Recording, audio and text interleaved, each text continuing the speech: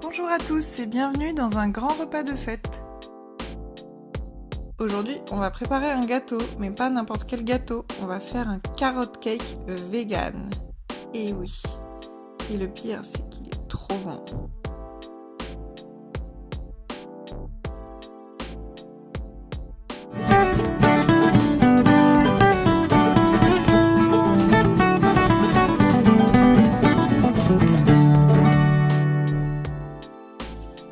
Pour préparer ce délicieux carrot cake, on va avoir besoin de 3 grosses carottes, parce que pour faire un carrot cake, il faut des carottes, hein, de 250 g de farine, de 100 g de sucre, de 50 ml d'huile végétale, d'une cuillère à café de bicarbonate de soude, d'une demi-cuillère à café de cannelle, d'un quart de cuillère à café de muscade, un quart de cuillère à café de gingembre, d'une poignée d'oléagineux, donc vous pouvez prendre des noix, des amandes, des noisettes, ce que vous voulez. Vous pouvez aussi rajouter des raisins secs si ça vous dit, et de 20 centilitres de lait d'amande.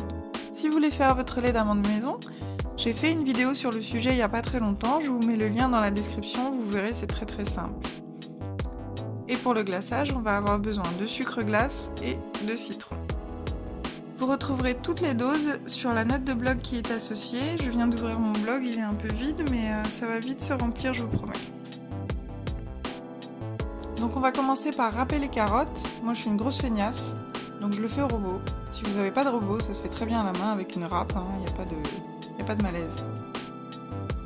Ensuite on va mélanger tous les ingrédients secs, donc tout ce qui n'est pas mouillé, hein.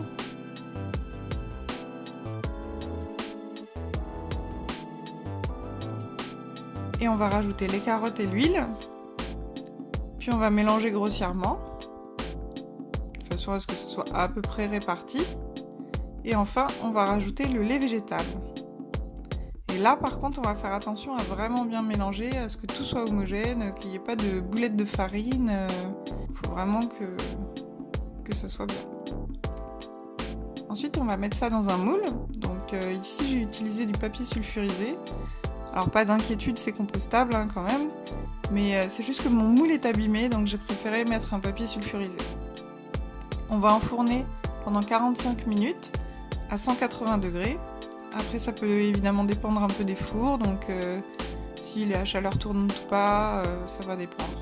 On va le réserver et on va le laisser refroidir, c'est très important.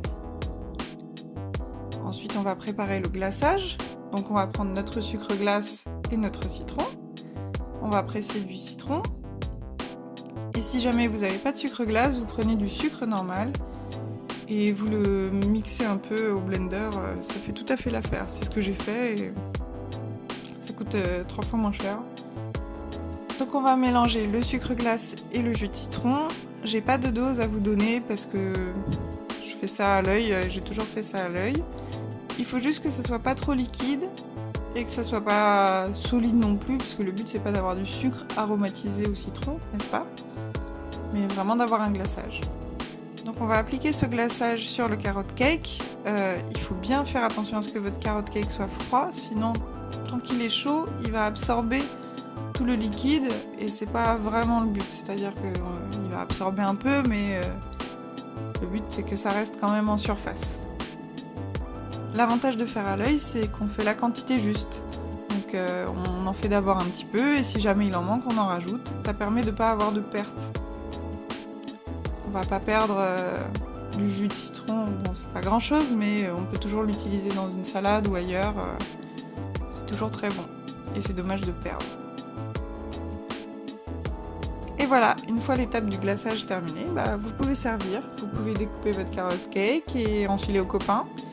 Ils vont être impressionnés parce que c'est vraiment très bon. Et si vous êtes gourmand, vous pouvez tout garder pour vous. C'est aussi une façon de faire.